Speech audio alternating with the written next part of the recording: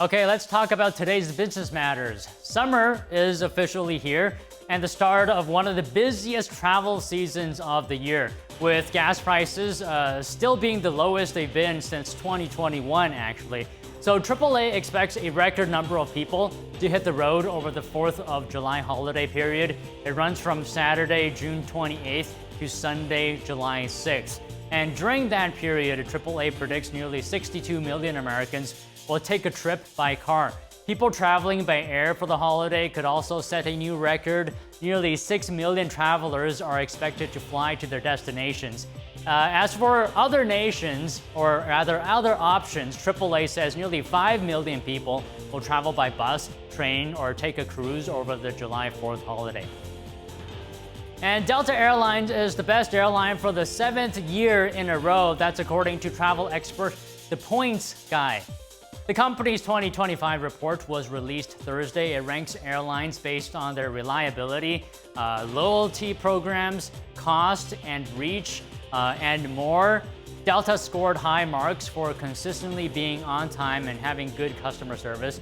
In the number 2 and number 3 spots are the best airlines list are United and Southwest. And a top Fed official is echoing President Trump's calls for interest rate cuts. Christopher Waller serves on the Federal Reserve's Board of Governors. In an interview, he said that we're in a good place to bring rates down. He said effects from Trump's tariffs will be limited and will likely result in a one-off inflation increase. In Waller's opinion, the central bank should deliver cuts as soon as next month, but he stopped short of calling for Trump's proposed cut of 2.5%. Now, it's been a bit since a new tariff dropped from the Trump administration. During the new trade policy rollout, many economists had forecasted huge hits to the U.S. economy. The data is now available to show how policies are in fact playing out. Here's more. As President Trump unveiled one new tariff after another, it may have felt like economists were going tit for tat with dire forecasts. Many predicted sharp price increases and a reignited inflation crisis. The data is now in to see if they were right. Opinions on tariffs aside, the numbers show inflation is lower now than when President Trump took office. The Bureau of Labor Statistics reported consumer prices rose 2.4% last month. That's only slightly higher than April, which was the economy's lowest inflation in 4 years. Core inflation, which strips out volatile categories like food and gas, also reported its lowest reading since 2021 in April. This is based on the Personal Consumption Expenditures Price Index, which is closely followed by the Federal Reserve. Fed Chair Jerome Powell said this week that prices have increased on only a few items due to tariffs. Research firm Telsey Advisory Group is backing that up. Out of 80 consumer items it tracks, it said this week only 19 gained prices since April, while 16 prices dipped. Telsey noted this could be because companies are still working with pre-tariff inventory. Now, as summer getaways get underway, a new study reveals the most expensive U.S. destination. Avid skiers won't be surprised that the answer is Aspen, Colorado. This is based on a study by Go Banking Rates. Known for its pristine winter conditions, the city is actually an expensive trip any time of the year. That's because during summer, Aspen offers scenic hiking and biking trails. The study found a trip for 2 or 3 days will cost about $2,700. Rounding out the top 3 most expensive tourist cities in the U.S. are Santa Barbara, California, and Anchorage, Alaska. As for most affordable states to visit, Florida narrowly beat out California. 2 U.S. airlines are suspending flights to the Middle East, at least for now, amid ongoing conflict in the region. United Airlines and American Airlines confirmed they have halted some passenger flights. For United, daily flights between Newark International Airport and Dubai are now paused. And American said that it's adjusting its schedule between Doha and Philadelphia International Airport until June 22nd. Both airlines said they're monitoring the situation and will make further changes as needed. President Trump says there are too many non-working holidays in the U.S. He said on Truth Social that this is costing America billions of dollars. Most research around the economic impact of a federal holiday is around worker productivity. That's how much workers achieve in a given time. A day off would put that at zero. A study found manufacturing is among the hardest hit sectors, but other research shows paid time off, including federal holidays, increases morale and productivity over time. A recent MIT study suggests that using advanced AI tools while making some tasks easier reduces brain activity. Participants in the experiment were split into 3 groups that used either ChatGPT, Google search, or only their brains. NTD's Sean Marshall describes the results. An MIT study finds that using ChatGPT for specific tasks could have negative effects on the brain. 3 groups of participants were tasked to write essays in order to find out the cognitive effects of large language models like ChatGPT. One group using the large language model ChatGPT, one group using a search engine, and another group using their brains only. The recently published paper by MIT found that the people in the experiment who wrote essays using ChatGPT had substantially weaker neural connections compared to the other 2 groups.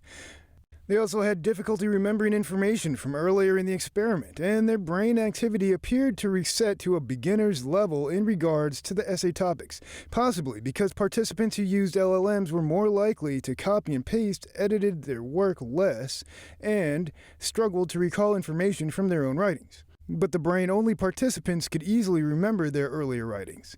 One interesting finding was that when a participant switched from ChatGPT to using their brain only, they had increased neural activity. The LLM group's participants performed worse than their counterparts in the brain-only group at all levels, neural, linguistic, and scoring. MIT researchers hope that this study serves as a preliminary guide to understanding the cognitive and practical impacts of AI on learning environments. It suggests that how you use an AI assistant will determine the positive or negative effects on the brain. Sean Marshall, NTD News. It may be time to reset your passwords just to be safe. Researchers at Cyber News are reporting one of the largest data breaches in history. In total, researchers found 16 billion passwords have been exposed. This is across major global tech companies, from Google and Apple to Telegram. The likely source is a malicious software known as info stealers. It extracts sensitive information from infected devices and sends this to cyber criminals. Experts say there are services that show if your personal information has been posted on the dark web. As for password protection, they recommend having up-to-date anti-malware, not reusing passwords across sites, and using 2-step authentication. How glued to your phone are you for news alerts? Apparently, many of us are keeping those at a distance. A new global survey was done by the Reuters Institute for the Study of Journalism. 79% of people said they don't get any news alerts during a typical week. 43% of respondents said they actively disabled such notifications. The report finds the reason that phone users is getting too many or find them not useful. Researchers found that the prevalence of news alerts has increased significantly over the past decade in many countries. In the U.S., the proportion of people getting notifications on a weekly basis has grown from 6% to 23% over the past decade. Pope Leo XIV is urging companies developing artificial intelligence to abide by an ethical criterion that respects human dignity. The Pope says AI needs to account for the well-being of humans, not only in material ways, but also intellectually and spiritually. The pontiff's call for an ethical AI framework came in a message sent Friday to a gathering on AI attended by Vatican officials and Silicon Valley executives. It was the second of 2-day meeting for tech leaders in Rome. And it appears this is a critical moment in time for global trade. There's less than 3 weeks before a pause on U.S. reciprocal tariffs is set to end. Canadian leaders say they've decided to counter some U.S. trade policies. Here's more. With trade deadlines looming and no G7 summit deal, Canada is retaliating against the U.S. On July 21st, it's set to impose new tariff rate quotas on steel. They're for countries that don't have related free trade agreements with Canada. That could make American-made steel less appealing to Canadian buyers. We're going to adjust them to levels consistent with the progress that's made at that point on the broader trading arrangements with the United States.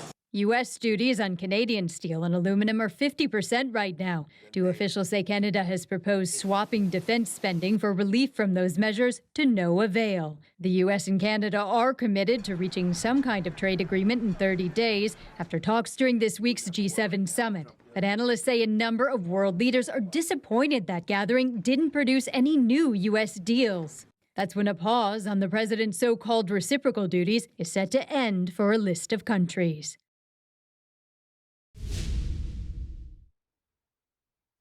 The European Union plans to impose restrictions on purchases of Chinese medical devices, but only if the contracts are over $5.7 million. The restrictions stem from a 2022 law meant to promote mutual market access. It's the first time the law has been used. The European Commission said Chinese medical device exports to the European Union between 2015 and 2023 more than doubled. The law does not apply to deals with private European companies. European countries have said the Chinese regime has not tried to correct several trade imbalances in other sectors as well.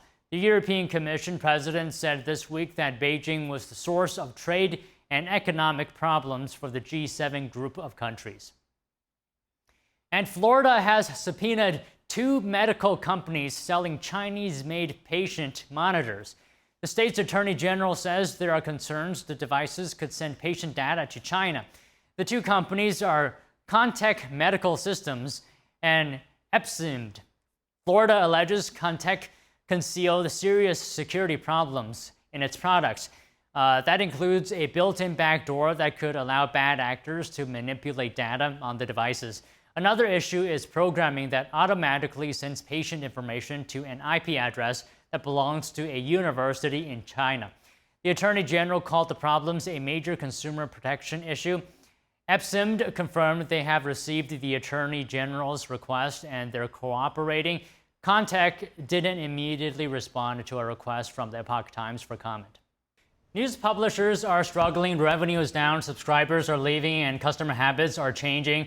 Adam Kaler has already helped digitally revolutionize one industry. In 2015, he sold the company he co-founded, Loop, for $108 million. Loop had already facilitated over $2 trillion in transactions. Now he wants to make it easier for you to access premium news content online, and we're delighted to have him here today along with co-founder and chief operating officer of technology firm Oracast, Ryan Deacon. Ryan and Adam have collaborated on projects for over 10 years now. So good to see you guys, Adam, Ryan. So how's it going? How has New York been these couple of days? Busy and hot. Busy. This isn't your first time right here. No. We've been in New York a bunch of times, but yeah, it's always great to come back. Yeah, you guys should definitely try the Peter Luger Steakhouse. I'm sure you've heard of that. Oh, I have heard. Yeah, I've Have tried Peter Luger's. Yes, it's excellent. Yeah. Yeah. Did you guys try the steak for 2? It's very tender. No, last time I came back, last time I was here, I actually tried it. Yeah, today we were on a pizza hunt. So we went on one of the apps and we looked up some recommendations, and there was 5 of them. And we found one, and it was excellent. Yeah. Yeah, we have a guy really into pizzas here. I'm sure you guys are going to be best friends if you had a conversation on pizza. There you go. But let's talk about your story here. Very moving, very inspirational. I mean, when I heard it, I just thought to myself, this is a real rags to riches story. I mean, it's incredible. So let's start from there on some of the projects that you guys are working on right now. Starting with you, Adam. I don't know about you guys, but hitting paywalls on interesting news stories, so frustrating, right? I mean, it's a real pain, and you're working on to remove that. How do you plan to solve that problem? Yeah, so sure. Paywalls, for some reason, this is the only industry I know about that actively scares away its customers. So it does all this work to drive you to the paper, and then just to tell you you're too poor to read the content, right? Some people, some of these, subscriptions can be anywhere from $400 a year. The average person has 8.2 subscriptions. They spend between $1,100 and $1,400 a year. So there's a real thing called subscription fatigue. And it's really the younger people, because you got your Spotify, you got your Netflix, you got your Hulu, you got all these different subscriptions, and now you're asking me to get another subscription. And then that's when the subscription fatigue kicks in.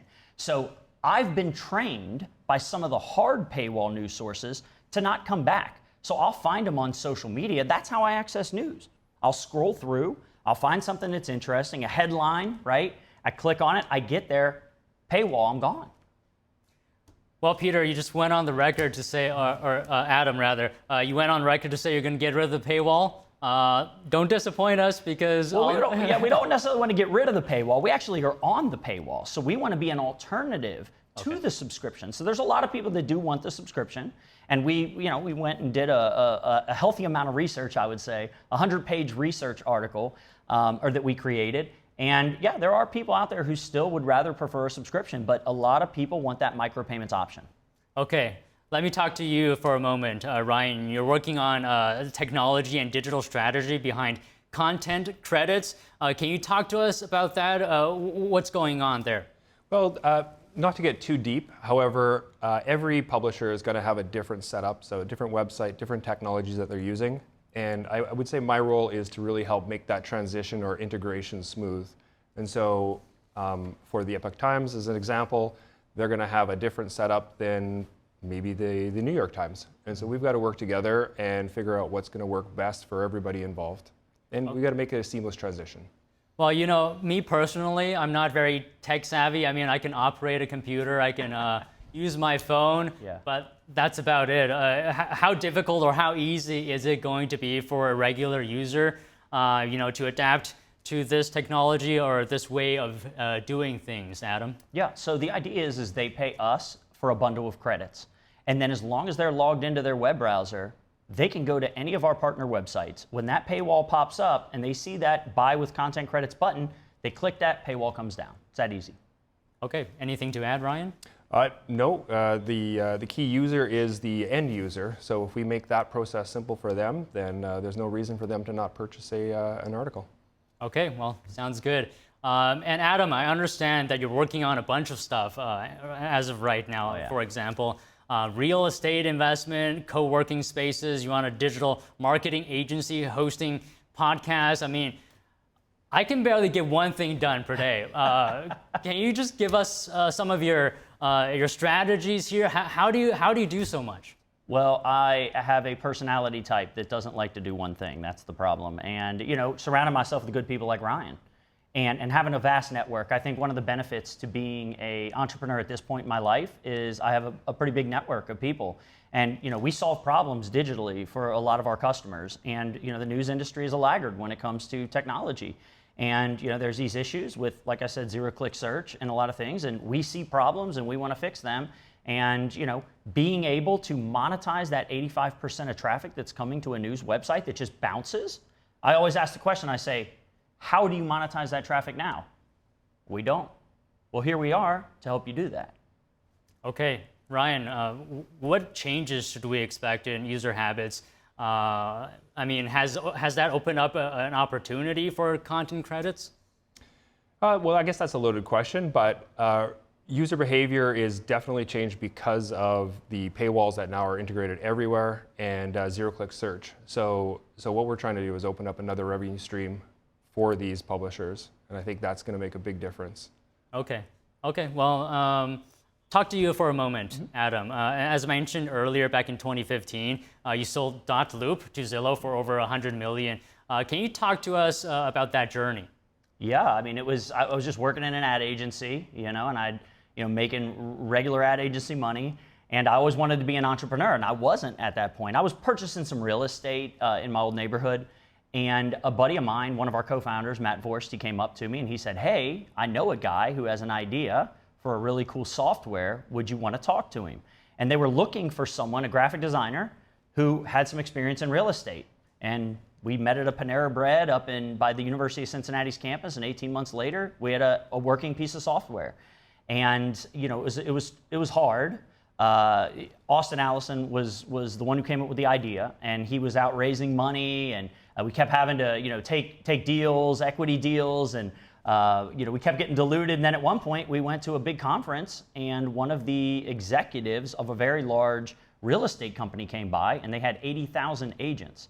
And once we signed up, well, agents do work with other agents, so it created this network effect. And I believe at one point before Zillow bought us, about 90% of all real estate agents in the country were at least signed up to use our software, and about $2 trillion worth of transactions had passed through that. Can you also talk to us how you got to this point, right? Because I understand you had very humble beginnings, and that really motivated you. Can you talk to us about how did that mold you into the entrepreneur that you are today?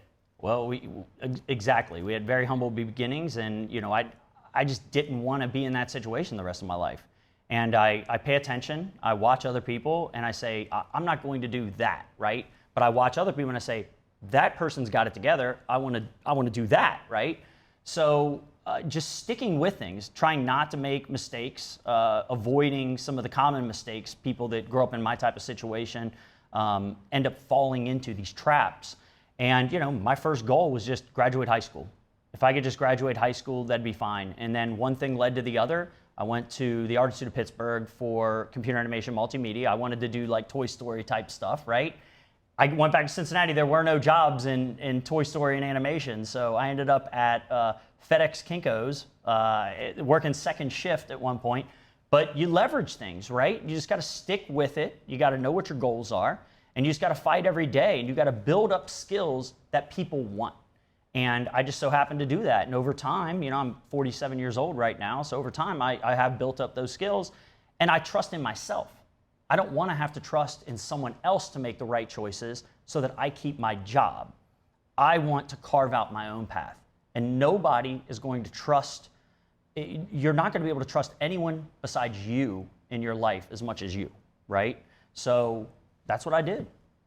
Well, I mean, that's really important because a lot of people fail to change their situation because they're just not determined enough. They give up halfway. And I understand, Ryan, you also had humble beginnings. Would you like to share with us some of your journey? Yeah, sure. Maybe not as humble as Adam's, let's just say. However, I would say maybe my driver is a little bit different. My passion is truly helping businesses and people. So I guess really the goal is to make sure that everything works smoothly, and there's nothing that gives me more gratitude than somebody else appreciating our work. And I think that's my overall driver. I mean, I love money as well, but I think the driver is really helping people. That's right. Right, and then I'll ask you this, Ryan, from a technology perspective, what's on the horizon? What's your perspective for entrepreneurs to grasp and perhaps prepare for in the coming 5 years or even 10 years? Really, it's being flexible because nobody knows really what's going to be around the corner. AI is a game changer for everyone. And if you can predict the future, give me your number because I'd like to talk to you. But short of that, being ready to be flexible in technology is ever changing. And that's one of the big challenges for us is staying on top of things and adapting. We got to be a chameleon. Right. Adam, same question to you. Do you see anything on the radar coming up? Oh, I definitely see AI changing everything. I mean, this is the next wave, right? You had Web 1, Web 2 brought in apps and things like that, cloud computing, and now Web 3, it's coming. You got blockchain technology, which is on the horizon. I think there's some applications that make sense for that, especially when it comes to security and trust. But then on top of that, AI. I mean, we talk about it all the time, but AI is going to change a lot of things. It's going to remove a lot of jobs, that administrative type work, but those jobs are going to change, right? That doesn't mean that these people aren't going to have work. It's just they're going to be expected to do more because we know AI can do a lot of the heavy lifting. But as someone who doesn't want to write proposals, who doesn't want to do that, AI can do a lot of that kind of rudimentary like tasks, that just blue collar type work when it comes to office work that a lot of people do right now. And I think it's going to make us happier employees at the end of the day. All right, we just got about a minute left, and I'll ask you guys one more question. Can you talk to us about the collaboration between you two that you've done? Because For 10 years, you've been partnered in certain aspects. Yeah. So, my agency, you think of it like the Hollywood model.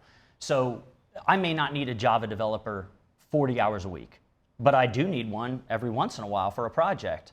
So the idea is you pull people into projects that are very skilled. And like I said before, at this point in my career, I just so happen to know a lot of people that are skilled at a lot of things. And Ryan owns his own agency. They have a specialty in what they do. And when projects come up for big clients that need very, very difficult technology situations solved for them, I bring a guy like Ryan in.